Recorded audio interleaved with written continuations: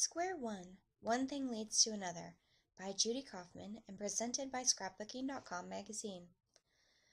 I love letting tools and supplies dictate the creative process. Begin with this idea, one thing leads to another.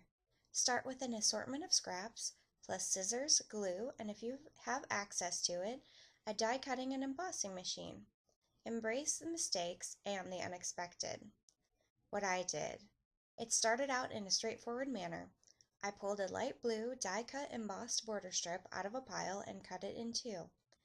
I grabbed 2 pieces of gold cardstock and cut one in half, using the halves to make 2 simple A2 size cards. I set aside the other piece, not knowing how or when I'd use it, but liking the color.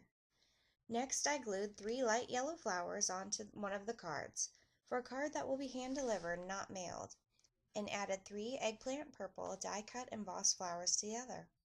I set both cards aside. To my eye, these cards were now done, needing only a message inside. I reached for a tag in an envelope I had die-cut and embossed a while back, plus ginger and currant inks with which to distress them. When I reached for the spray bottle to add a few water spots to the tag, water fell onto one of the cards I'd set aside.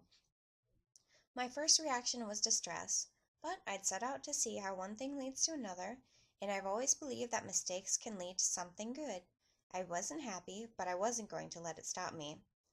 I sponged color onto the ruined card and sprayed a few water spots so it would look intentionally distressed. While I was at it, I sponged more color onto a couple of the cardstock pieces that I'd cut and embossed at the same time as the tag and envelope. Something told me I was going to need a bit of sparkle.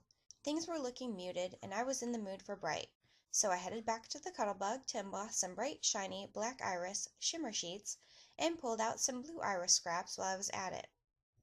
Back at the work table, I reached for a scrap of ivory cardstock that was sitting in the scrap pile. It had been partially colored with alcohol inks.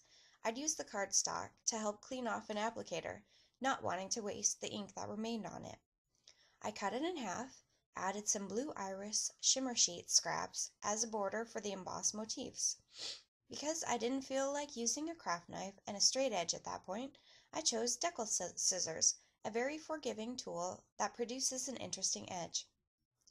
The splotchy card with the embossed border strip looked like something was missing. I reached for a Kid Quotes rubber stamp and stamped a whimsical phrase onto the gold cardstock I'd set aside.